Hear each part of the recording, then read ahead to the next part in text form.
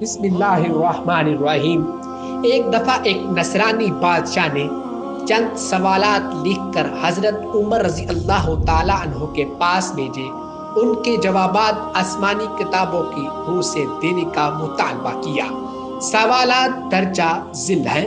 پہلا سوال، ایک ماں کے شکم سے دو بچے ایک دن ایک ہی وقت پیدا ہوئے، پھر دونوں کا انتقال بھی ایک ہی دن ہوا۔ ایک بھائی کی عمر 100 سال بڑی اور دوسرے کی عمر 100 سال چھوٹی ہوئی، یہ کون تھے اور ایسا کس طرح ہوا؟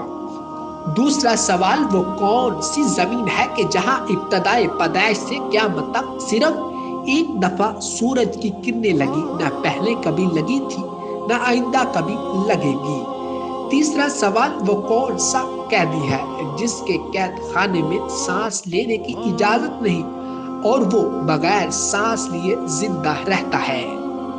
چوتھا سوال، وہ کون سی قبر ہے جس کا مردہ بھی زندہ اور قبر بھی زندہ اور قبر اپنے مدفون کو سیر کرواتی پھرتی تھی، پھر وہ مردہ قبر سے باہر نکل کر کچھ عرصہ زندہ رہ کر فوت پایا؟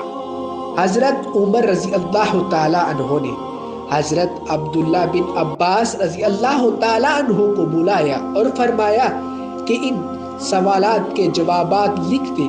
حضرت عبداللہ رضی اللہ تعالی عنہ نے قلم برداشتہ جوابات تحریر فرما دی۔ پہلا جواب، جو دونوں بھائی ایک دن ایک ہی وقت پیدا ہوئے اور دونوں کی وفات بھی ایک ہی دن ہوئی اور ان کی عمر میں 100 سال کا فرق۔ یہ بھائی حضرت عزیز علیہ السلام اور حضرت عزیر علیہ السلام تھے۔ یہ دونوں بھائی ایک دن ایک ہی وقت ماں کے بدن سے پیدا ہوئے۔ ان دونوں کی وفات بھی ایک ہی دن ہوئی، لیکن بیچ میں حضرت عزیر علیہ السلام کو اپنی قدرت کے کامل دکھانے کے لیے پورے 100 سال مارے رکھا۔ 100 سال موت کے بعد اللہ تعالیٰ نے زندگی بخشی۔ سورت آل عمران میں یہ ذکر موجود ہے۔ وہ گھر گئے، پھر کچھ عرصہ مزید زندہ رہ کر راحت فرمائی۔ دونوں بھائیوں کی وفات بھی ایک ہی دن ہوئی، اس لیے حضرت عزیر علیہ السلام کی عمر اپنے بھائی سے چھوٹی ہوئی۔ حضرت عزیز علیہ السلام کی عمر 100 سال بڑی ہوئی۔ دوسرا جواب، وہ زمین سمندر کی کھاڑی کلزم کی تہ ہے جہاں فرعون مردود غرق ہوا تھا۔ حضرت موسیٰ علیہ السلام کے معجزے سے دریائے خشک ہوا تھا۔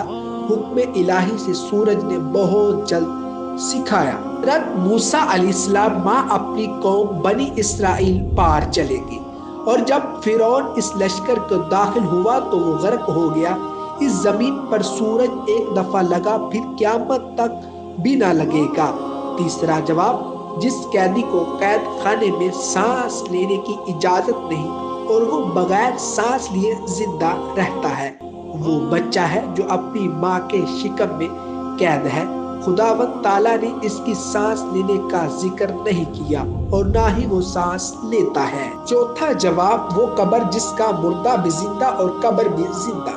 وہ مردہ حضرت یونس علیہ السلام تھے اور ان کی قبر میں مچھلی تھی جو ان کو پیٹ میں رکھ کے جگہ جگہ پھرتی تھی، یعنی سیر کرواتی تھی۔ حضرت یونس علیہ السلام اللہ کے حکم سے مچھلی کے پیٹ سے باہر آ کر عرصہ تک حیات رہے، پھر وفات